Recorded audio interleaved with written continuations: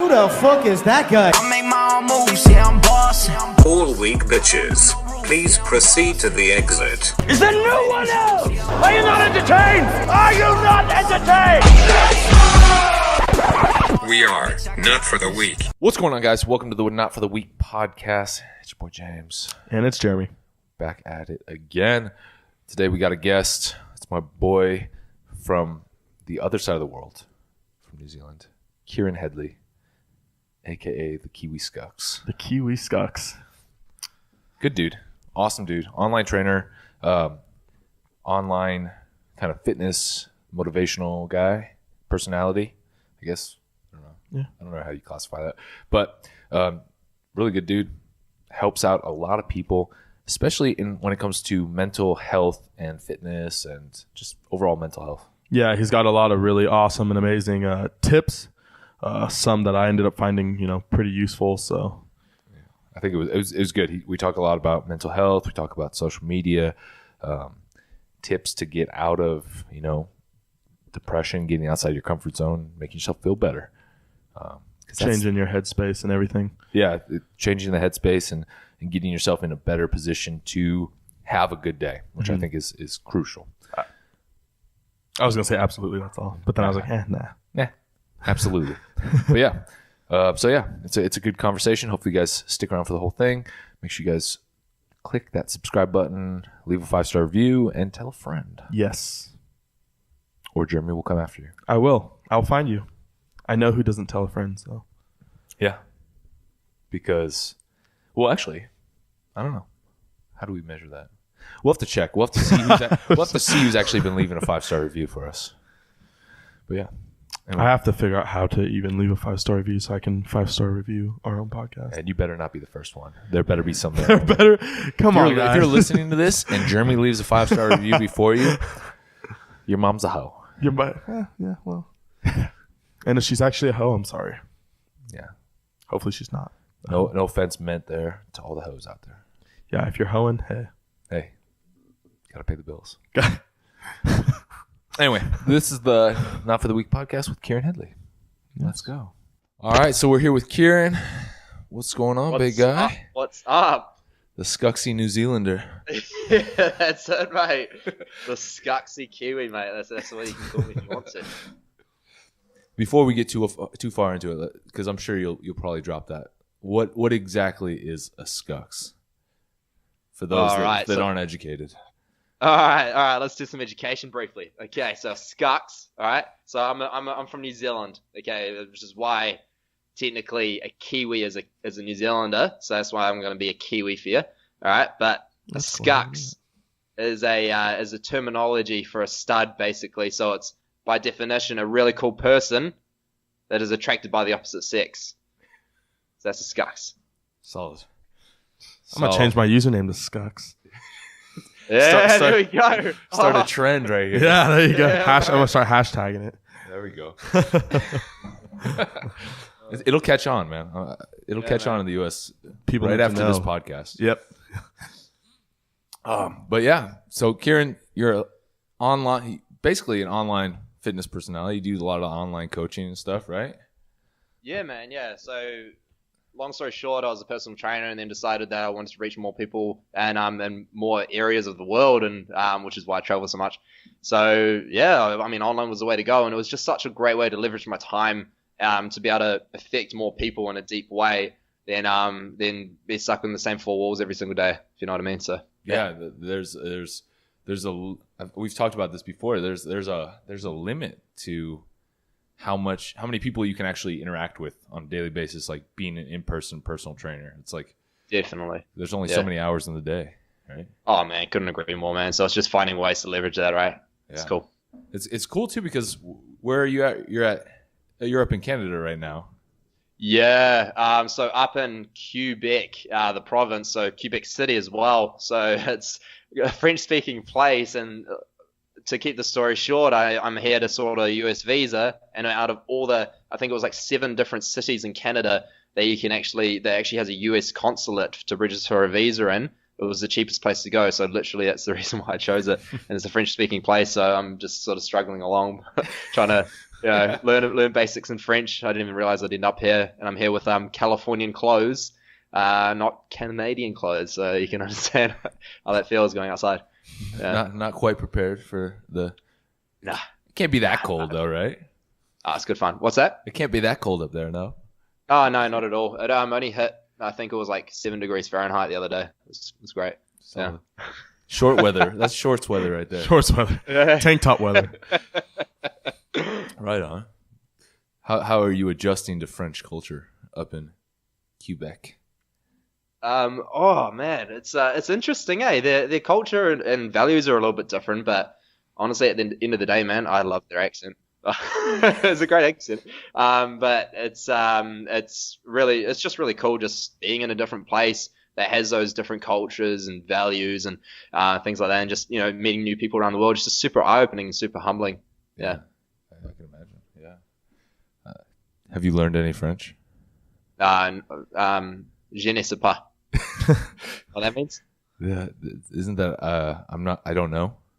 Yeah. The basics. That's all you need right there. That's all you need, man. Je suis un kiwi. There you go. Or just even better. Je suis un Skux. There you go. I have Skuxxy. Yeah, there we go.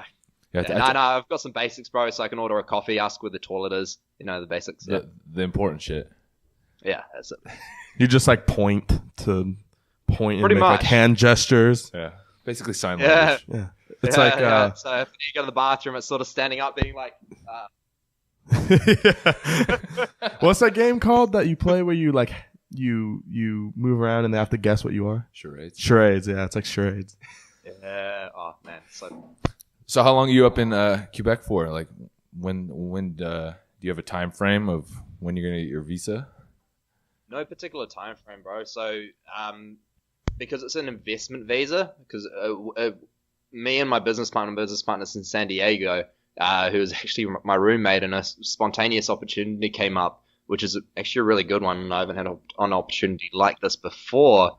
So I'm actually here to try to get an investment visa, because it will allow me not only to get a 3-year visa that I can renew pretty easily for the States, because it's so difficult now to get into the States and actually get a working visa of some sort. So I'm going for the business visa, and yeah, that's literally the reason why I decided to come to Canada, because it was the closest place with a good relationship to the States, rather than having to pay a $1,000 ticket to go home and try to do it from home. Yeah.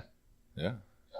Plus, you get to go out there and experience new things. That makes it a little bit. Yeah. Oh, it makes it so much more worth it. It's just so cool. So yeah, it just depends on how long that process takes. Could be another 3, 4, 5 months. I'm not sure. All right. I don't know.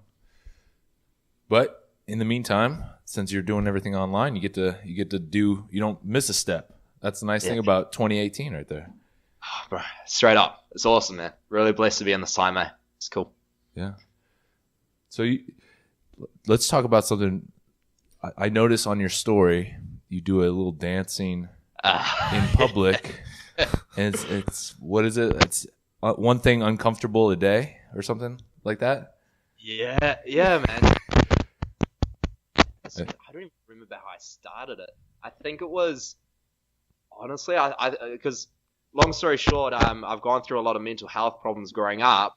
Just to summarize it, and I help a lot of people with those issues. So what I like to do is I like to get uncomfortable, and it's something that I've always loved to do. Getting uncomfortable has just been something that has always either made me feel really happy instantly, or it's sparked some sort of growth in some way. That's always helped me long term. So what I always preach is doing something that gets you uncomfortable. And one day I think I was just this was about a month and a bit ago. I think like 6 weeks ago, and I was maybe more like maybe 6-7 weeks ago, and I was walking up to the traffic lights, and I was like, you know what, the city, it seems a bit it's a bit bland. Not much is going on. What could I do to make people get weirded out? So I thought, well, dancing on the street seems pretty cool. I don't even know. I have no idea where that came from. So I just whipped out my phone, played a song on my phone, and did a selfie dance in front of my phone. But what I noticed is about 2 weeks into doing that, so I did that the first time and felt so happy after doing it. So I kept challenging myself, And every single time I did it, I seemed to feel happy afterwards, even if it lasted for a minute, 2 minutes. It was at least a moment in time where I had a chance to try and change that state of negative thinking to positive thinking, because it does help you change that state. When you get that amplified serotonin dopamine from that little freaky incident that you kind of do.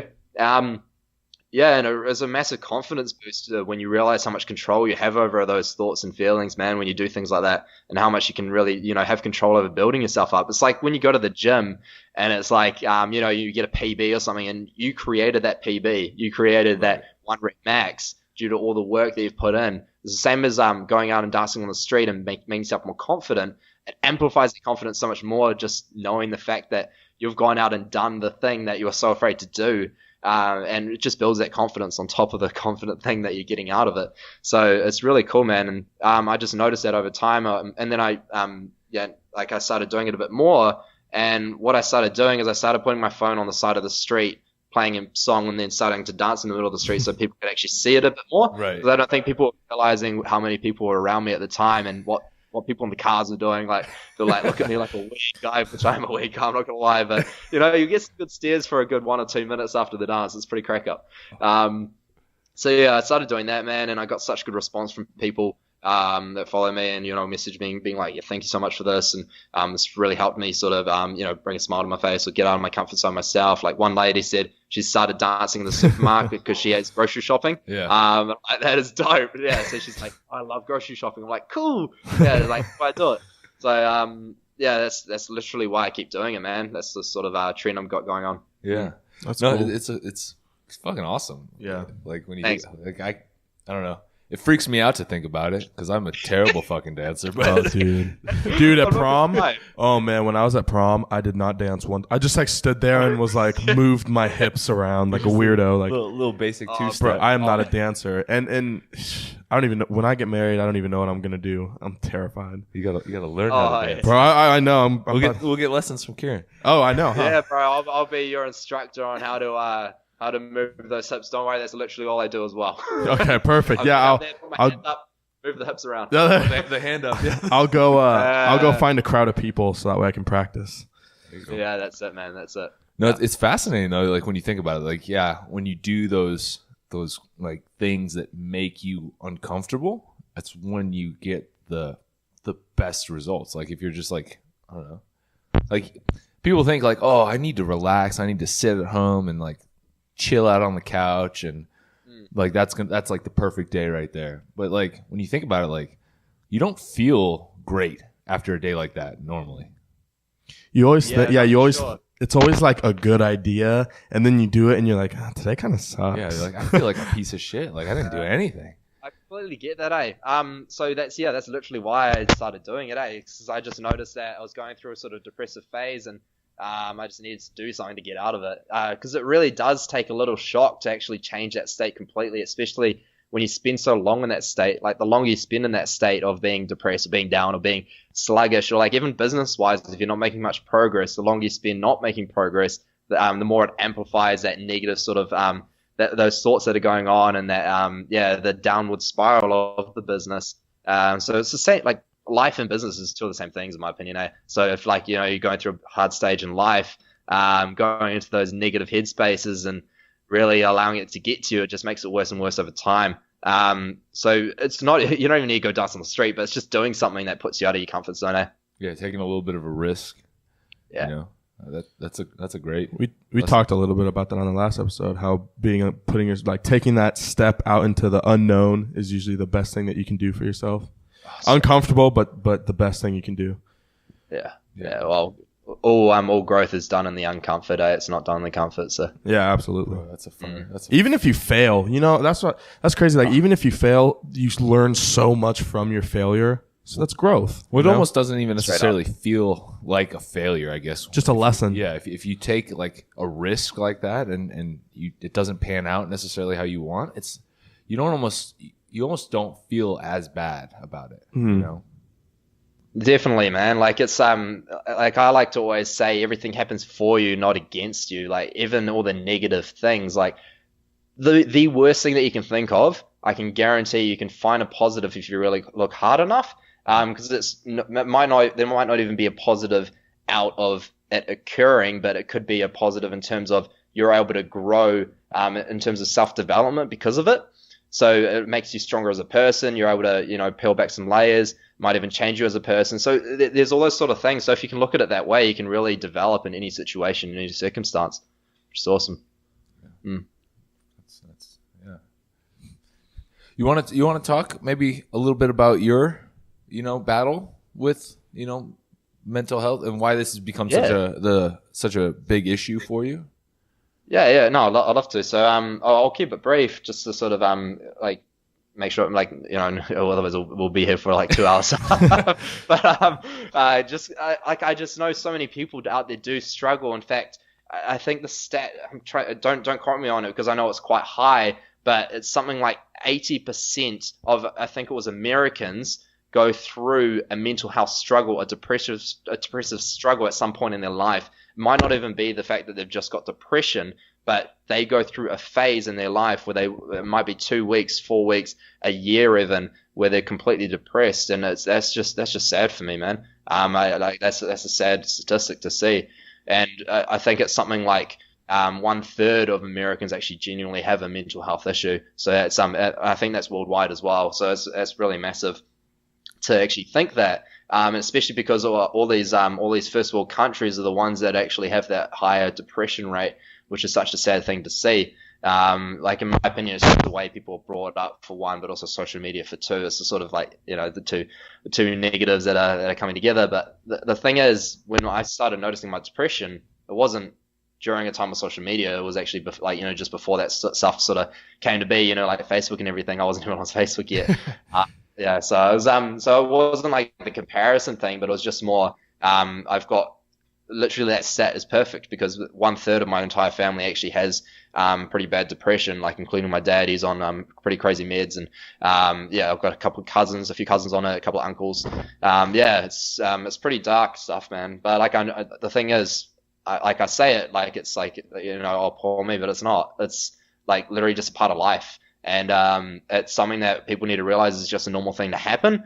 I think people just worry about the fact that they're sad or unconfident and feel insignificant all the time is such a unusual thing, or such that they need to realize that that's a normal thing occurring and that they can speak about it. And that's where I went wrong for so long, is not speaking about it, not being open about it as if it's like a normal thing. And that's why you can hear me talk about it like it's a normal topic, because it should be. And it is. That's just where like all those suicide rates come up, is because people are just holding it in, bottling up, especially with the guys, right? So yeah, that's what I want to do, man. Normalize the talk of mental health. But anyway, growing up, felt insecure, insignificant, shyest kid in the classroom. Couldn't talk to a girl for the life of me. But that way, was not a Skux growing up. The anti-Skux. Anti-Skux. Well, it was the opposite of a Skux, that's for sure. So yeah, that was me, man. That was all the way through to even like in year 9, which I think is 8th grade for you guys. I was 12, just turned 13, and I started developing this slouch, man. Like literally, my depression and insecurities was manifesting in the way I positioned my body, and it's crazy. I was literally hunched over, looking, like my eyes were almost looking at the ground the entire time. I wouldn't meet people's eyes, nothing. And I was just so shy and insecure. It was crazy just to think that was me back then, a completely different person. Yeah. And like everything just matched what I was feeling. But the thing is, when I talk to someone, I'd put on this massive smile. Like I know why I put it on, but it's still a struggle to really. Yeah. It's frustrating to know that I did that, because it was just to cover up what I was feeling, and I was scared to let people know that I was sad.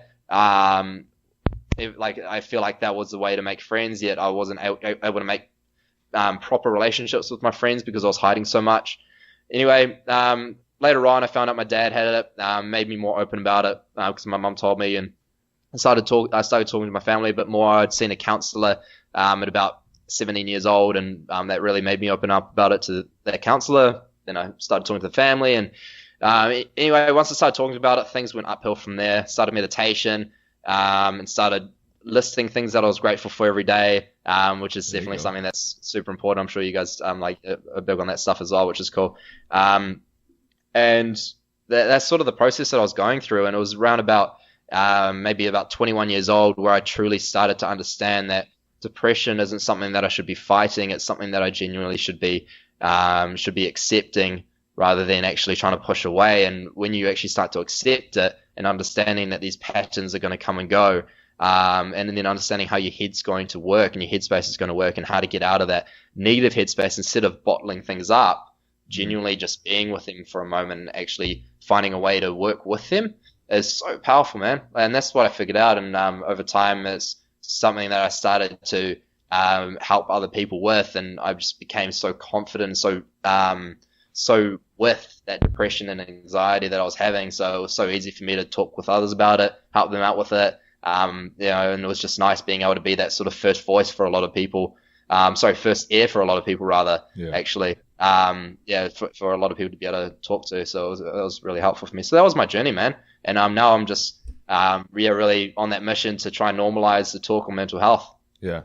Do you still struggle with it a little bit?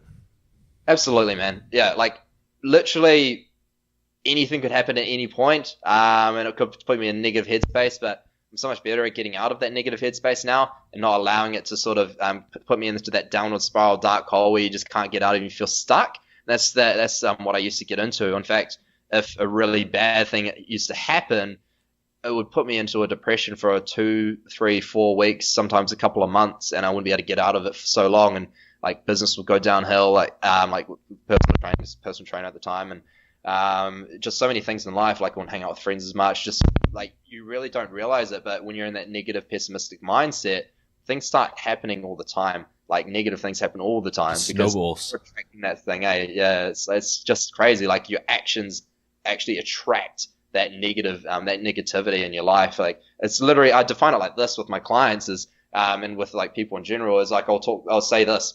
Have you ever woken up to say a text or something and it's been or like a message or an email, and you've noticed it's put you in a bad mood straight away? Straight after that, you might jump in the car and there's all this traffic. You're late for work. You have a discussion with the boss, whatever. Yeah, it's like ongoing, and then you have a bad conversation with a client, whatever. The thing is, it's crazy, but you're really attracting all of this. It sounds all airy fairy, but it's because of the way your mind is at the time.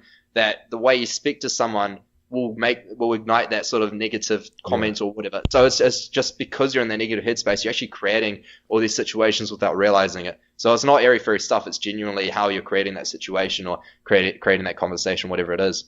Yeah. It's just getting out of that headspace straight away and working on figuring out how your mind works, how it's unique, independent, and that genuinely everything again, like I said, is happening for you, not against you. Once you're in the headspace, man, everything changes.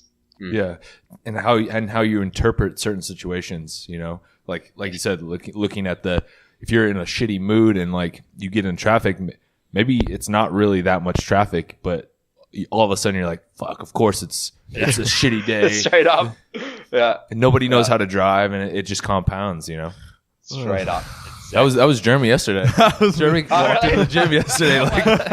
Dude, I walked in the gym yesterday and I was so upset and everyone was annoying me and I was just like, But that's cool though, because me and Mooney have talked about that too, like how you manifest things, like how you feel is going to, decide, how your day turns out. So if you're in a negative mind, if you have a negative mindset about the day, then the chances are your day, everything that happens in your day is going to suck, and you're going to link them all together as being one overall shitty thing. And that's not always the case. It's just the fact that you're already in that, it's just a moment in time that happened that maybe was shitty, and then all of a sudden it turns into the entire day. Yeah, like myself, there's a lot of times for me where I have to sit back and be like, it's not as bad as I'm making it seem. And then it seems like as soon as I realize that, everything changes like right away. Traffic isn't as bad, or my workout doesn't suck as much, or I'm not as tired, or whatever the case is. And it's crazy just like being able to have like that, switch in your brain and recognize that, things aren't shitty. Oh, absolutely. Cool. It goes back. It goes back to, with the dancing in the street, like you're switching, that mindset over. And maybe that is what, springboards you into, an awesome fucking day, Oh yeah. No, straight up, eh? What's That's the? massive, eh? Like, Oh no, go ahead. oh no, I was just gonna say, like, that's literally what can change it, eh? Is just finding out ways that you can completely change your state. Like a little technique that I get people to do is, if you're gonna change your state, the most powerful emotion in the world is gratefulness.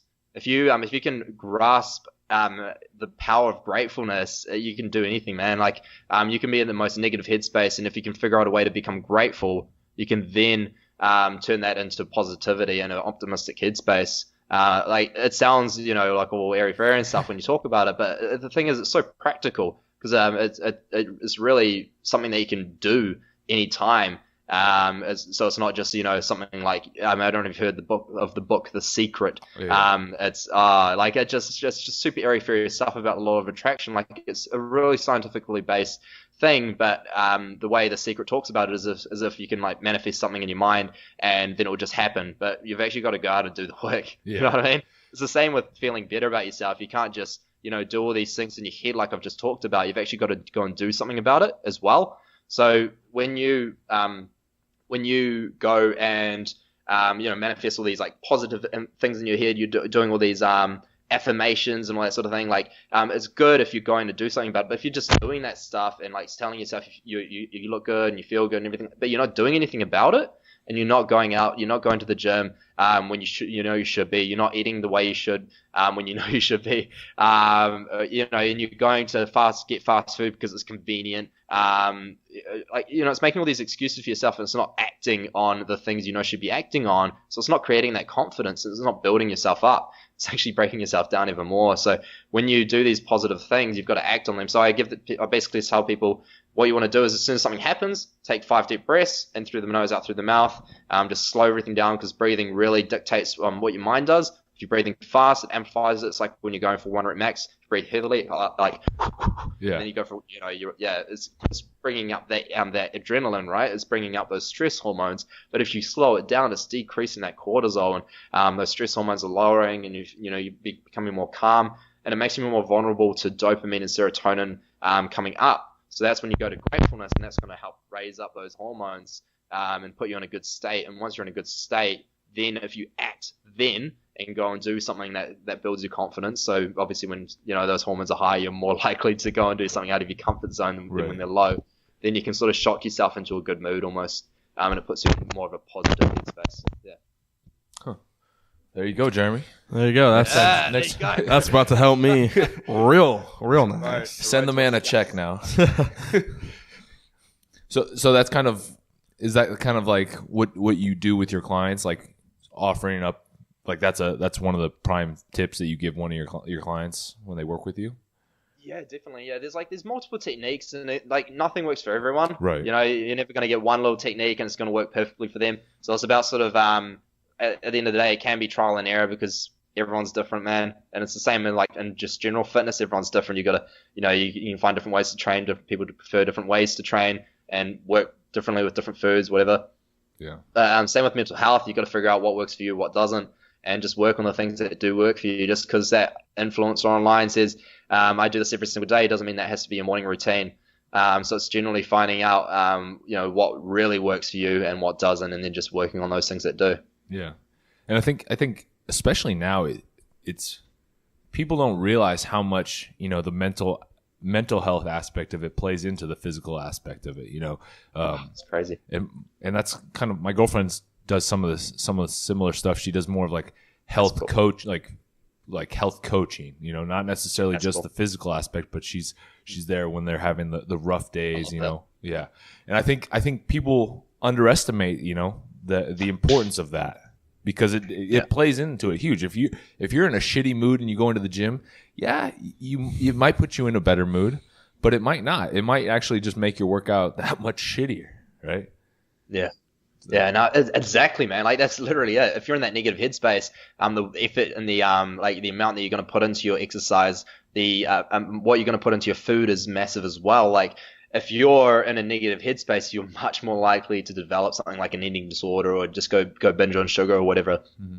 And that's actually what causes eating disorders, is being in a state of anxiety and high cortisol, and then acting on it. So when dopamine, serotonin is low, those feel-good hormones, your body actually craves it because it's got a homeostasis level of a level that it prefers to be at, where you're going to feel better, right? So if those are low, you're naturally going to be finding ways to be happy. And because food's so convenient nowadays, it becomes so easy to turn to that over anything, right?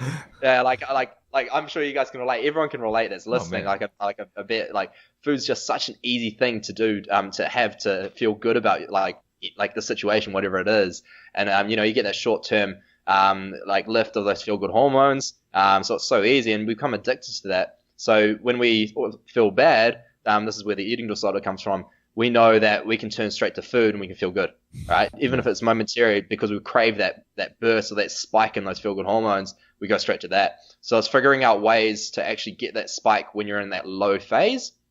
Because when you're using, because your body, that you can get a spike in serotonin, dopamine by doing something like, going on a roller coaster or going partying with friends, just going out for brunch, whatever, anything that makes you feel good. But what you don't know, or what your mind doesn't know, is that you can actually get that spike and by getting out of your comfort zone and everything like that when you're actually low. So when you're low, all of a sudden you're making that psychological, instinctive thought of, oh, food's there. Let's go. That's easy. Right. I don't have to go out and I don't have to get uncomfortable, whatever.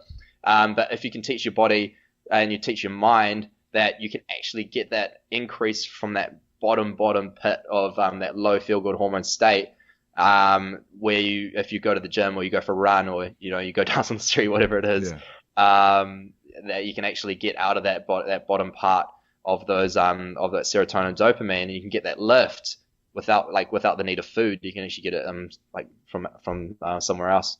So that's something that's a good note to take in, when people are really genuinely getting those cravings or needing those 2 pizzas and 12 donuts. And I'm not even kidding you. I did that about 3 months ago.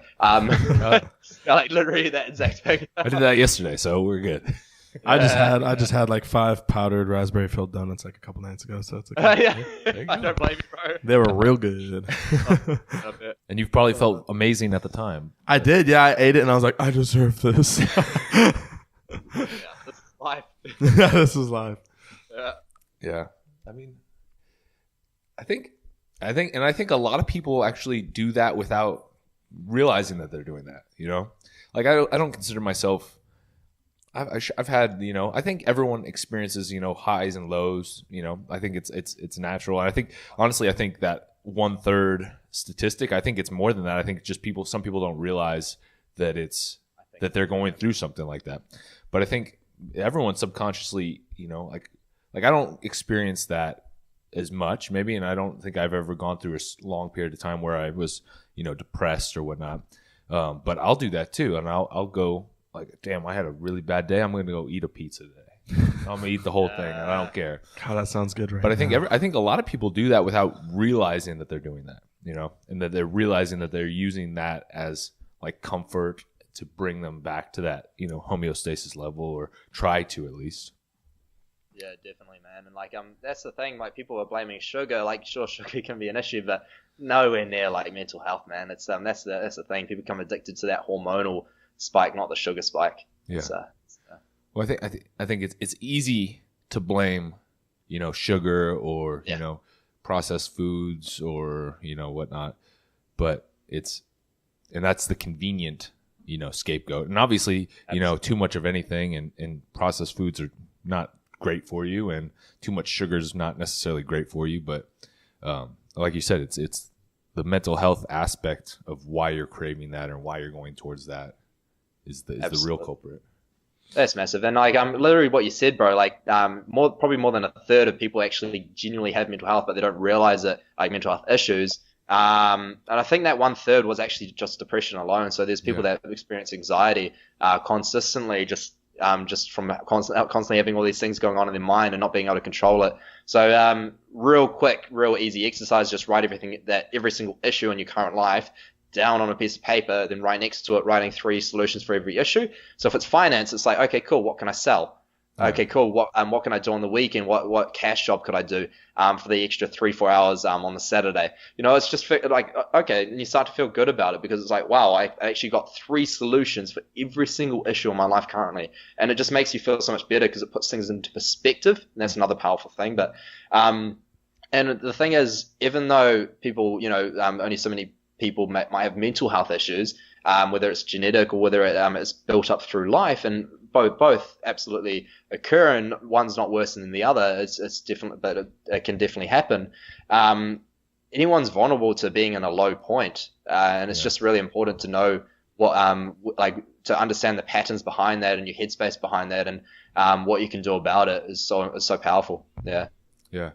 Along that same lines is something I did, because I was, running your own business and whatnot. It gets stressful, especially with like social media. Like there's a lot of things that you gotta post on everything, and you gotta have stuff scheduled out. And so I got to the point where I was getting really stressed out, and so I started actually physically writing everything down, writing out that to-do list of things, but not putting it in my phone. Actually, physically writing it out, because I think it was somebody on Rogan, I forget who it was, but they were talking about the physiological response you get from actually physically crossing something off. Not like, deleting it in your phone, but actually physically crossing it off. You get a little spike. You feel good, you feel accomplished, and then that kind of steamrolls. And so that was actually huge for me in terms of like managing stress and anxiety in regards to that. Yeah, bro. Oh, that's massive, man. Just having those techniques and knowing what works for you, bro, is so good. It's cool that they've hung on to that, man. That's powerful. Yeah. Yeah. What do you do, Jay? What do you do? I don't even know. I don't do that, but I feel like I should. So yeah. Especially since you're studying for your certification, I think that would help. Well, I write down. I've been reading and then like writing down like things that I find important, like definitions of stuff or stuff that I know you're supposed to know. I'll write down and like take notes, and then I go and highlight stuff, which like helps me like understand like the importance of what it is that I'm writing down, and that helps me memorize it, writing it down. Because before I just had notes that I could look at, but like everyone takes notes differently, and like looking at someone's notes, I'm not gonna like process why they put that there. But when I write it, I know exactly what I'm writing and why I'm writing it, so I retain it. Like it seems like as I'm writing it, I'm retaining what I'm reading. Yeah. So I think that the actual act of writing stuff down, it's kind of lost nowadays with all the technology and the laptops and the iPads and whatnot. But it makes a huge connection, like a neural connection right there. Yeah, absolutely, man. Yeah, it's massive, and that's definitely something I've done, not just with the mental health side of things, but goal setting, man. Like just writing down your goals every single day for the year, and then obviously writing out your daily tasks the night before every single day, and it just makes you more accountable to them for one. But it makes them there's actually a stat out there 20 times more likely to occur if you're actually writing them down. Again, that physiological response of putting yourself into that subconscious of constantly thinking about it without even realizing it. Because I can't remember how many millions of thoughts we think a day as people, but it's crazy that that the amount of thoughts that come into our head are really dictated by what we're doing, maybe day by day without even realizing it. So it's like the way you wash yourself in the shower is going to be the same every day without even realizing it. Right. And also the way you get yourself into a negative headspace is going to be the same without even realizing it. So if you can change that by doing a sort of creating a positive habit into your life, it can really change the way you're thinking, the way you're acting, and it will really change those negative habits into more positive ones. So yeah, just writing something down whenever you're stressed is such a powerful action to do. In order to change a negative response into a positive one. And same with goal setting, man. Yeah, that's so cool. I need to start. I want to start writing down like my goals or like a list of things I need to get done for the day. Because like I have a lot of stuff that I do on the weekend, and a lot of the times I feel super like overwhelmed with getting them done, or I'm like, what order should I do this? I don't even know. And then I end up not doing everything that I should do because I don't even know where to start. But if I were to write it down, I would know exactly where to start. And then when I cross one off, I don't know. I think that's great. I'm gonna start like this weekend. Yeah, bro. I'm gonna start today. Start today. Man, here we go. No excuses. Yeah, our buddy Alex, actually, he was talking about this the other day. And he wrote out his goals, personal, professional, family, friends. Like I think he had like 5 or 6 topics, like different goals, and he wrote out like a number of goals for each topic. And I guess his idea behind it was he's obviously going to try to accomplish everything on all those lists, but if he gets to a point where he feels stagnant and he's not accomplishing any of his goals, that he can move on to a different category and cross something off that list. And so that way he's not getting into that stagnant spot where he's like, oh, like I'm not accomplishing anything. He's like, oh, maybe I'm not accomplishing something in this category, but I can easily go over here and I can work on this instead. And so it's Love that. Yeah, That's cool. Yeah, so like that's why it's really important to not just set ambitious goals, because that's so important. You need big goals that you think are unachievable, even to you. Right. Goals that literally make people laugh. Like one I always talk about to put people in perspective of how big they should shoot is I want to own a Fiji island resort. Hell yeah. like that was a goal since I was a 6-year-old. So that's something I've always stuck with because cool. I think it's an amazing way to sort of to like really make people realize that you need to dream big, man. But at the same time, that's going to take me 30, 40, maybe 50 years to achieve. So you've got to create momentum goals as well, goals that are going to sort of, that you can actually hit and cross off and create that physiological response that you talked about before, man.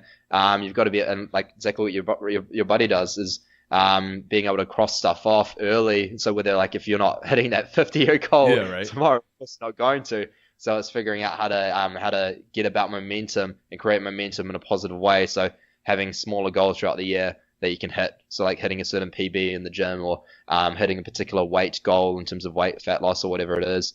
Yeah, it could be business, whatever. Yeah.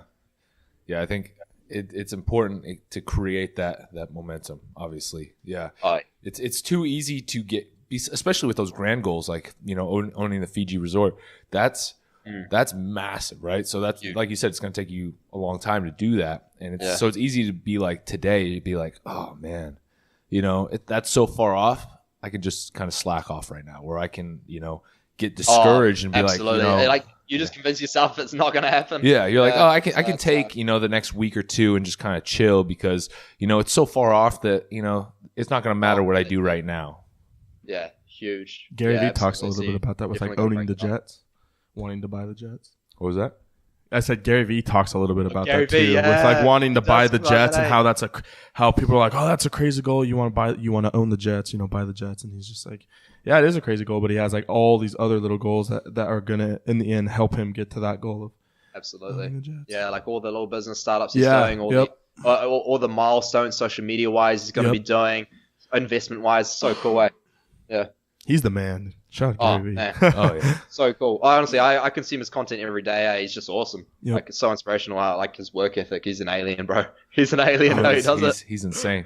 But that's like another thing. That's like that's something daily that you can do to just kind of boost yourself up. I think Jeremy talked about this a while back. He was trying to. He feels way more motivational, and he feels like he's in a better mindset. I think, right? You were talking about that when you were watching, motivational stuff on YouTube, and how it kind of just alters how you think to where you start actually, you're in a better mood. You feel you build up some momentum from that. I started watching podcasts, like motivational podcasts in the morning when I wake up, like whatever I'm doing, I just have like my phone playing a podcast, whatever episode.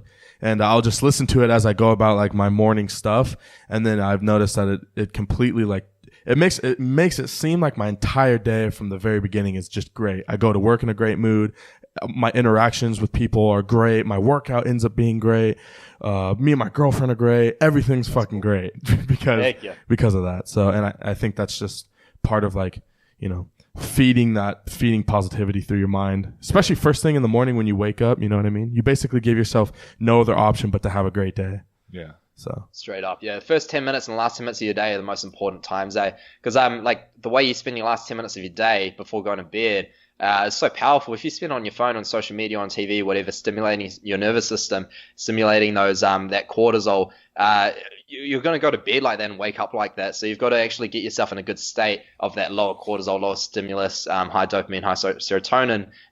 Put yourself in a good state. Like think of what Like there's 3 questions, and this is something I stole from Tony Robbins, if you guys know of him. Yeah, of course. Like I'm sure everyone knows him. The who GOAT. doesn't? The man. Yeah. It has 3 power questions before going to sleep. Okay, what did I give today? Okay, so think about what you gave today, so you feel good about that, which is cool. What did I accomplish today? And then what did I learn today? So it's like 2 feel good things and one self development thing. And it's just going off that, and it just puts you in a good state of growth and positivity before you go to bed. And then always, I turn my phone flight mode about 30 minutes before I go to bed, and then I don't turn the flight mode off until an hour after I've woken up. And my entire works on social media. Yeah. So like if I can do it, I'm sure anyone can do it. You know what I mean? So it's really important just to stay away from that anything that's going to spike your cortisol first thing in the morning.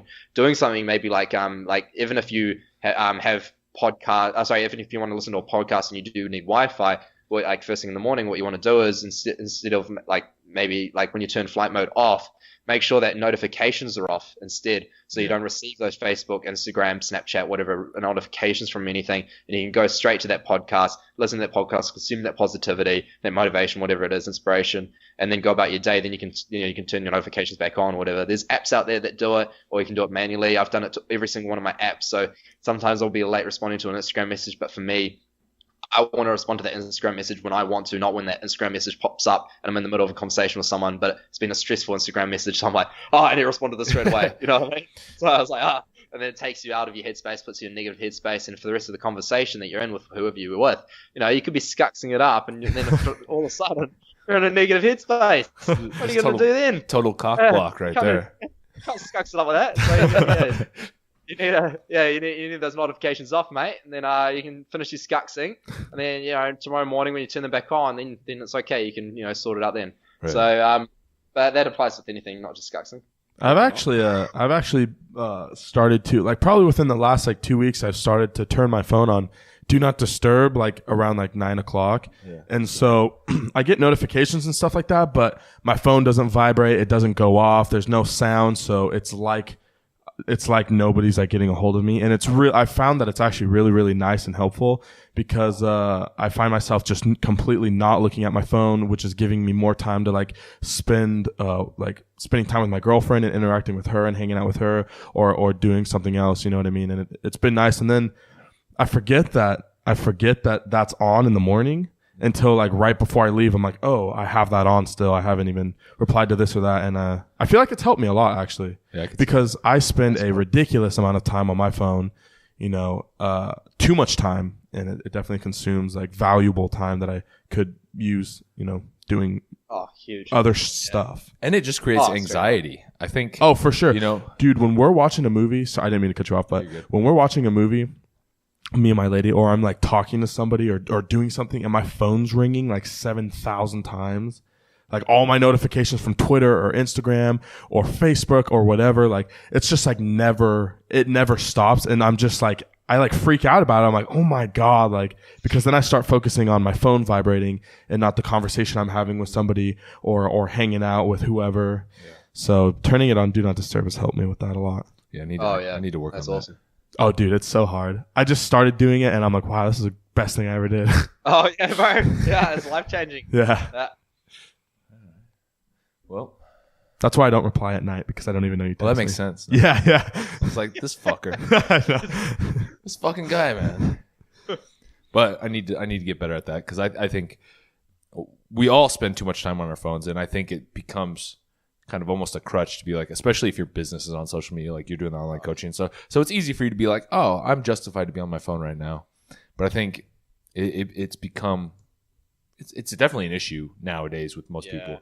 But you think of the long-term result. If you're in a bad headspace, because you decided you need to look at the Instagram message that you just got or the text message you just got straight away, so you can reply to it straight away due to urgency or whatever, is that you're going to reply to it in a negative headspace anyway. So it's better to wait until you're in a good headspace, then figure out everything at once. And I'm sure you've noticed this, you're able to deal with negative comments, messages, whatever it is, whether it's with someone you don't know, loved ones, whatever, client, anything, so much more effectively when you're in a good state opposed to instantly having to reply. So long term, you're actually going to get better results anyway, because you're able to sort out the situation in a more effective way.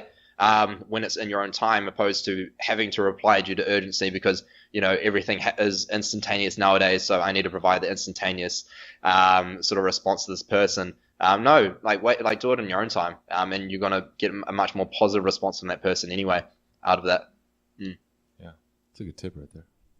Solid. That's a customer service Solid. tip right there. I have great customer service. Do you? I do have really good customer service. Naturally, I have good customer service skills. Yeah. Right, that's something to be proud of, man. It's a tough thing, man. Yeah. Yeah. And I was forced to have good customer service skills when I was a car salesman, so it just even made them even better.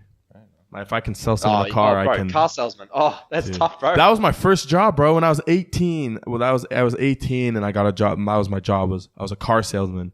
It was so hard, and people treat you so shitty. Oh, bro, I'm not surprised. Like first, people's thoughts of a car salesman is just sleazy salesman. Exactly. Hey? So, and naturally, you're gonna have to. If you can sell as a car salesman, man, that's the best thing ever. Yeah. It's a good life experience, right? Oh, dude, it helped me. It helped me so much in terms of being able to gain common ground with people and develop quick relationships. Within the first 30 seconds of people being able to grab their attention and focus in on whatever it is we're talking about. It helps. Yeah. Salesman tricks, bro. It's not even a trick though. It actually really is just a really good social skill to have. It's just and, that's what it is. It's social. Because even if you're doing speaking or just day-to-day interaction with people, you should be able to within the first 30 seconds just talk about something that's going to grab them and have them be more involved with whatever it is you're saying. Yeah, absolutely. I'm sure you're very good at creating common ground as well, finding something that you guys have in common within 30 seconds. Yeah. That was our biggest thing. That was the number one thing we had to do when we sold cars was within the first 30 seconds we had to just figure out what it is they were interested in and then somehow relate that to what you're interested in, so that way they start to develop that relationship of okay, this person's like me, which makes them more comfortable with being around you or driving a car with you or looking at cars with you or talking about more important stuff, you know what I mean, opening up more to you. It's all about common ground. No one wants to buy a car from someone that they don't feel is like them, because if you're not like them, then you're trying to rip them off in their mind. Oh yeah, absolutely. Yeah, sales is always best done as a friend, opposed to a sleazy salesman. So exactly. Yeah. Someone, man, that's so cool. Yeah. But I genuinely like people. I genuinely care about people. So it was really easy for me to be a salesman because common ground was just and a majority of people I talked to were really into sports or fitness. So I could talk about that all day. You said you just recently started up a podcast yourself. Yeah, man. I literally just started. Honestly, my influence, Gary V. Yeah. Literally my influence in that sense, because I never really considered really doing podcasts. I was oh man, that's so much more work going onto another platform, because I was already on 6 platforms. There'll be a 7th platform. Jeez, I'm wow, that's that's a lot. So because YouTube, Facebook, Instagram, Twitter, Snapchat, all that sort of stuff, LinkedIn. So been going to podcasts as well. It's what? But then the way he put it was, look, you can literally do a YouTube video and then take the voice part of that and create a podcast out of that, and that's actually pretty good. But at the same time, I want to be able to provide different content on different platforms. Right. But then he talks about how the world's actually moving towards more voice, and that's what convinced me. And I'm so I want to get ahead of the curve. So I'm okay, I'm gonna be a smart guy and get on podcasts like you guys, and what you've been doing, and how voice is gonna be the next thing in 4 to 5 years. So anyway. And when I thought about it more, I started asking around about advice from it, and people that if people were keen, and people sounded really keen, and it was a good opportunity for me to be able to go more in depth on topics that you can't do in a single Instagram post, or on Instagram TV it gives you 10 minutes. Even YouTube videos, people disengage if it's too long. Whereas a podcast, you can listen on the go. You can be in the bus. Yeah. You can be eating dinner, making dinner, whatever it is. First thing in the morning, like you said, bro. Mm-hmm. About sort of getting into a positive mindset by listening to a good podcast. And I think it's so powerful, man. So I'm like, wow, like that'd be so cool to be able to have that sort of influence on people's lives, like that will literally give them a way to be in a more positive state by talking on these, these issues that I've gone through and how I've overcome them, and techniques that I use with my clients. And so that's what I started doing, bro. So I started it last weekend after a couple of weeks of was trying to figure it out, and it was so confusing at the start. I'm like, what the heck's an RSS? Yeah, you're right. Like, you guys know what that means? Hey, of course you do. Oh man, I was like, what the heck? And yeah, then figuring all this stuff out, and then eventually I got it figured out, and just started it last weekend, and then I'm just doing every Tuesday, Sunday. Heck yeah, that's awesome, man. Good for you. Congrats on that. That's huge, and that's something that me and Mooney have talked about before too, with like the rebrand of this podcast and stuff like that. Is like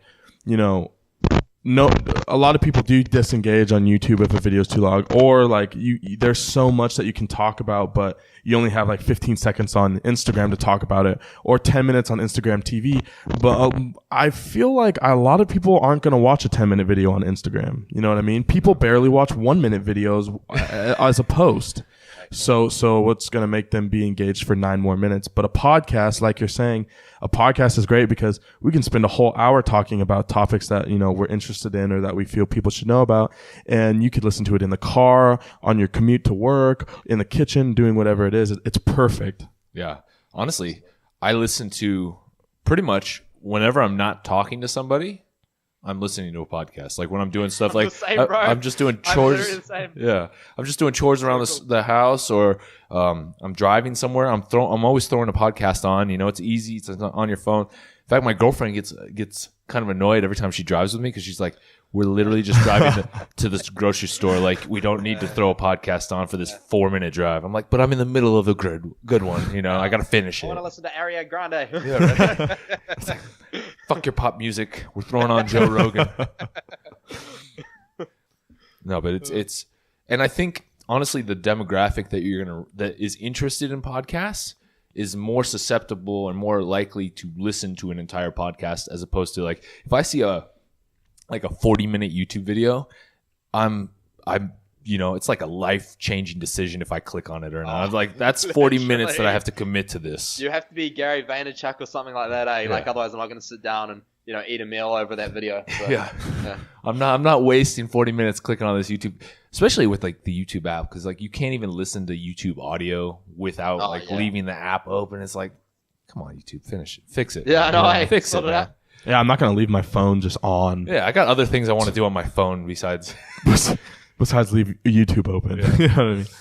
But podcasts are awesome, and I think your podcast is going to be awesome, man. I'm really excited. So, what's it called? It's going to be called it's called Pocket Coach. What platform do you guys use to? I'm just curious. What's your main platform? Where we host or where we actually. Oh, host. Yeah, that's what I mean. So we host on. We host. We host on Spreaker, I think is what it's called. Okay. Yeah. Yeah. So I Gary Vay, Gary Vee talked about Anchor FM. I don't know if you've guys heard of it. It's an app. So cool. I downloaded it the other day, and you can record your podcast on it. Then you can extract it. Once you've recorded it on your phone, you extract it on your laptop. Edit any parts that you need to, and then you can re-upload it, and it literally will distribute to about 10 to 12 different platforms.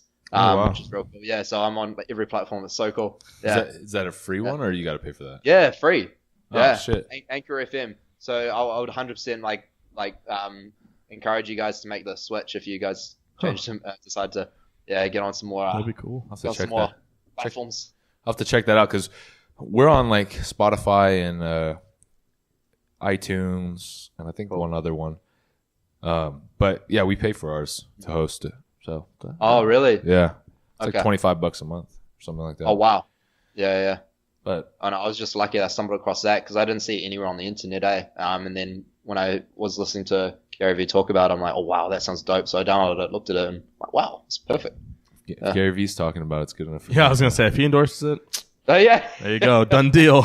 That dude's on the bucket list of who I need to meet. I saw him up in Portland speak at an event, but I didn't get a chance to meet him because obviously everybody wants to meet him. But oh yeah, I bet he's Him and Andy Frisella, dude. Andy And Frisella. Joe Rogan. Oh, Andy Those are like Frisella, my yeah. dude. Andy Frisella, Joe Rogan. guys, Actually, why- Ed Milet too.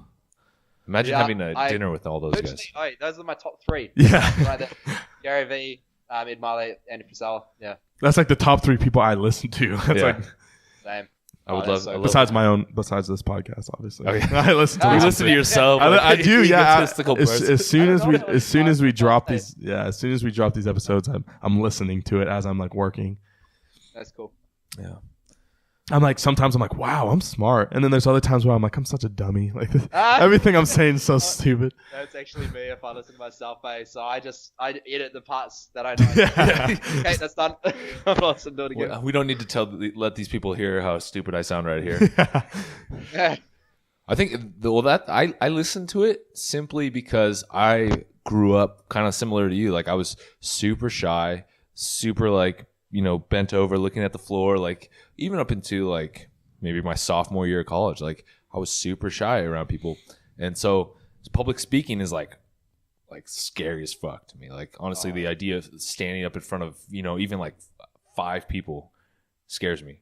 So I listen to it because I want to get better at that. That's like the skill that I want to develop a little bit better. I feel like just within these past couple episodes already, like speaking for me has been better. Like I've talked more on my Instagram story, and my talking on Instagram story is so hard for me because it's like so awkward to look like at my phone and talk, and then like think that all these people are gonna see that, and what are they gonna think? What if they're like, this dude sucks? Like, so, Yeah, but maybe it's up for Instagram story. So the way I do it, all right, is you don't think that it's for anyone else. It's just for you.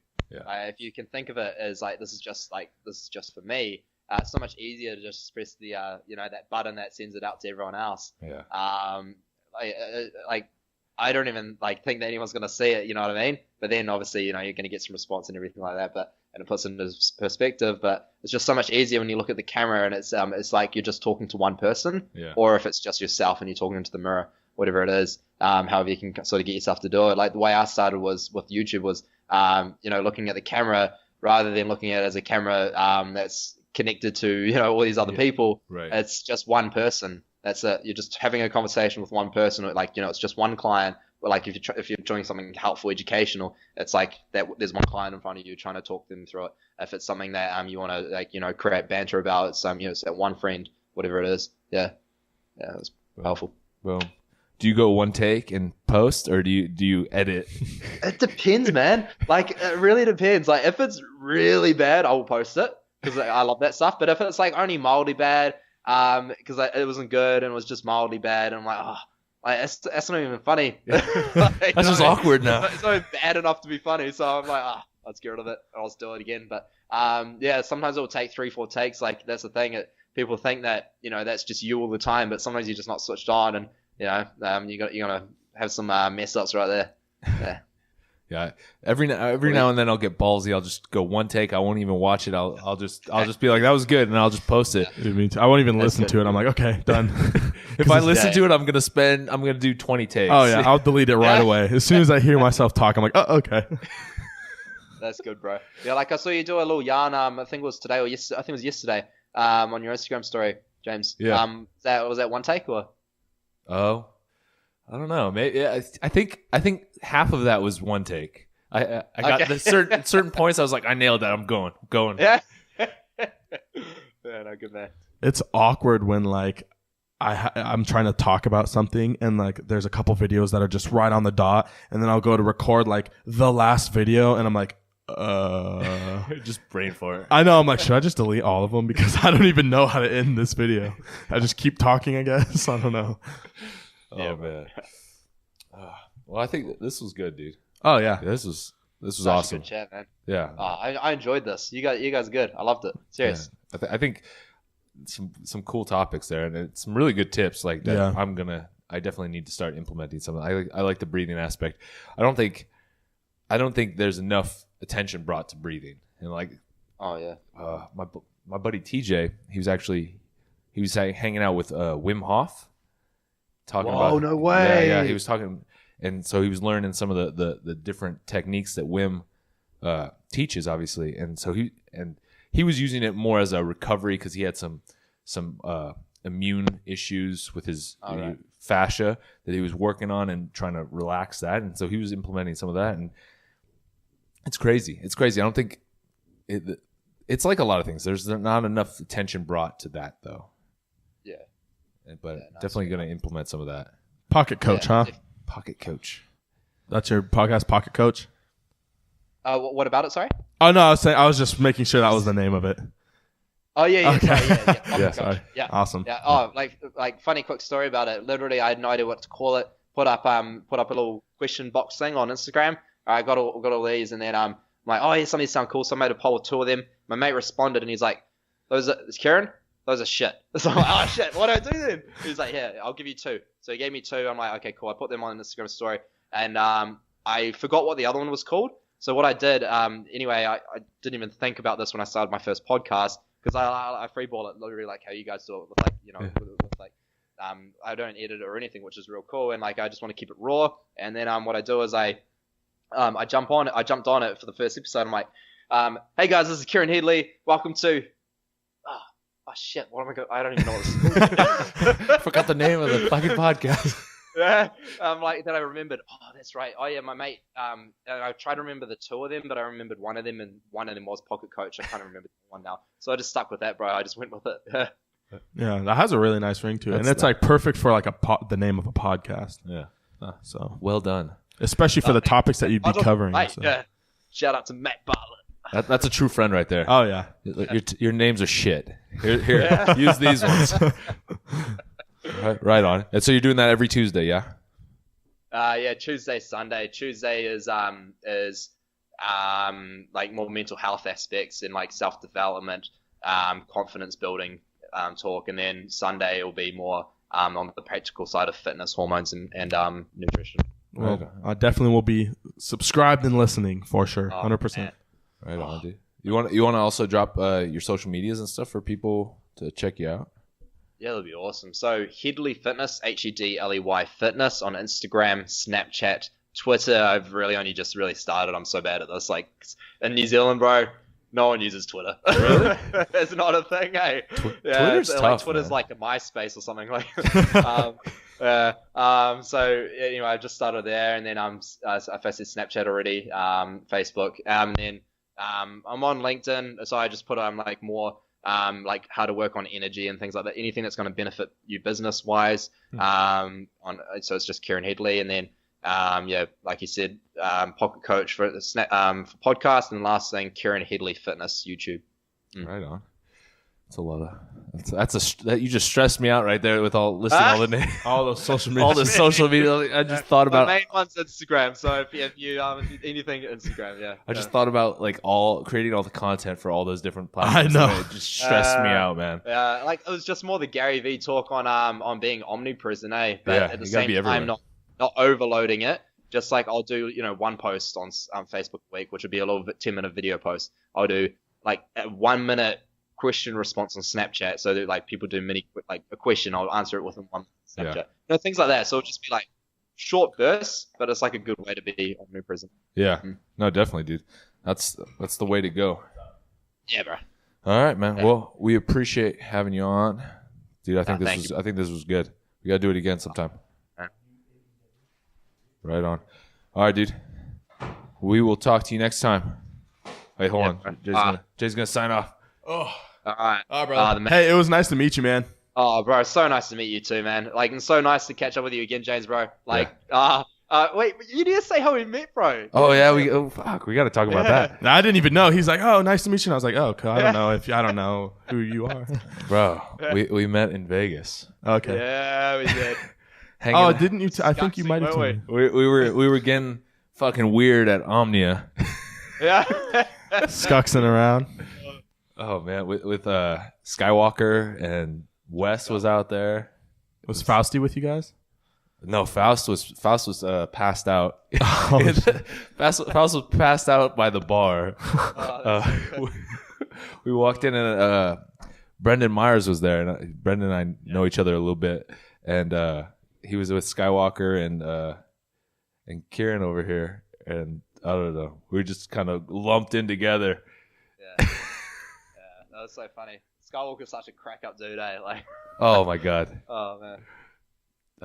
Yeah. That sounds like a fun That time. was an interesting night, and then we just stayed connected from there, and Yeah. I guess we kind of became bros via Instagram. You know, as it works, it's a pretty cool world when you see it that way, eh? The power of social media right there. Oh yeah, bro. And Yeah. now we're gonna, as soon as Kieran gets back in the US, we're gonna Skux it up some more, huh? Yeah, bro, I'm down. Are you Like, going next to year- the LA next year Fit? Olympia? Hey? Oh, the Olympia. Okay. Yeah, the Olympia. Yeah. You got to get out to the Arnold too. Have you? Oh, when's that? First weekend of March, I think. Oh, I might or might not be back, but Yeah. if I am back, I'll be in San Diego. So wherever it is, I'll have to make my way. Yeah, it's out in Columbus, Ohio. Oh wow. Yeah. Yeah. Okay. Not the greatest place in the world at that time of year, but Yeah. it's a good time. But either way, we'll get down to San Diego and Yeah, bro. have That'll some be good. fun. That's it. All right, dude. Well, this was awesome. Thanks again for doing it. Appreciate you. Later, man. It was good to meet you again. Yeah. Good to meet you too, man. We'll talk soon, man. Thanks, guys. Again, appreciate you guys. You guys are really awesome. Like I've seen you guys' content. And like it really puts me in a good mood, man. Like when you have your little yarns and everything. So yeah, good on you, James, bro. All right, well, appreciate that, guys. I really do. Yeah, man. Thanks for having me on. Yeah, we'll talk soon. Sounds good. All right, brother. All right, brother. Gotcha. The Kiwi Skux. Skuxxy Kiwi. Yeah, I love, dude. New Zealand accents are so dope. Australian and New Zealand accents are like my favorite accents to listen to. We need to talk to him. We forgot to talk to him about how well he does with the ladies Damn it. with that New Zealand accent in. It's just the video. Oh, No, we definitely missed the boat there. We should have talked to him about how the French ladies like the New Zealand accent, because I bet he kills. oh, I bet Like, he just introduces himself yeah, as a Kiwi. all he has to do is say hello, and I can't even do a New Zealand accent. A But Kiwi accent. just imagine that, how he said it, hello, and boom, Oh yeah, it's over. they're ready. They're like, where do you live? Let's go now. Yeah, let's go now. But yeah, no, I A think Skux, huh? it's gonna catch on. Oh, dude, I'm gonna start using it. Of course, I could see you. You're like the dude that would use that. Oh, for sure. I am the Skux dude. Well, he's the Skux dude, but I Yeah, am. he's the original. He's the original. OG Skux Kiwi. Yeah. But yeah, it was cool. He definitely brought some good insight to that. I never would have imagined that. Yeah. You know, like I said, we met, obviously in a party atmosphere, so it's already good. But then you see his energy and how he is, and you would never imagine that. Oh, that guy probably never dealt with any depression or whatnot. Like he's just too happy. And that just like goes back to like what we had talked about previously with just like like the best people out there, you would never know it, but had come from some sort of like struggle, whether it's like a mental health thing or just like a rough upbringing or something, like he was saying. I think it just brings attention to the fact that not that everyone can be affected by that. But yeah, and people who go through it aren't alone, you know what I mean? And that's like a huge thing, is I think a majority of people who struggle with that stuff do feel very alone, like they're the only person who's going through that. But a lot of people do, and you heard the statistics on Americans that deal with just depression alone, not even including anxiety or just general mental illness. And that's crazy, man. Yeah. So Good stuff. Well, hopefully this helped you guys out. I think there's some good tips, I think, that everyone can implement into their daily life, and hopefully I think that will help some people. But yeah, this was a good episode. yeah, awesome. Jesus. Awesome episode. Awesome guest. Yeah. Well, before we take off, make sure you guys leave a 5-star review, tell a friend, leave a comment, leave a like, whatever platform you're listening on, do something positive for the podcast. That's your homework. And then tell somebody, because And then tag us in it on your Instagram story so we can share it. yeah. If you want, you don't have to, but that'd be tight. Yeah. And then check out gunsmithbrand.com. From now on, if you use the code NFTW, you will get a 25% off discount to anything on the site. We don't have a ton left after Black Friday, but we got some hats, we got some hoodies, we got some water bottles, we got some various sizes of it. Do we have joggers left? We We have some joggers, I think. I ripped the hole in my jogger, like all the way through the knee. I thought you were gonna say like the ass. I fell. No, You fell? Yeah, I fell like on a log that was in the snow, and it like ripped. You see that? Look at that. It ripped all the way through my leggings and my joggers. Pretty shitty. That's what happens when you're a basic biatch. So- And you try to take a snow picture. That was not. It was from sledding. I was like, I dropped in from like this little snow bank. You dropped it. And I got all the way down to the bottom, and then at the very bottom was a log, and I fell over the log and like hit my knee into it, and it ripped straight through. And I was like, "Sick, dude." I saw that. Dude, I was pissed. I was so bummed out. I was like, "No, my only joggers, fuck." Well, we still have some. We still have some, unless the people that are listening right now buy some. But anyway, we've rambled enough. Okay, yes, Yeah. So make sure you follow us on social media at Not For The Week PC. Follow Jeremy. At Jeremy New GC, and it's the same for my Instagram and Twitter. So And then James Mooney GC on all social media platforms. Snapchat, Instagram, Twitter, YouTube, whatever. Appreciate you guys for Tinder. listening. I don't have Tinder. Grinder. Isn't Grindr for dudes? Yeah, exactly. Well, go fuck yourself. Anyway, that's it for today. Stay savage, my friends.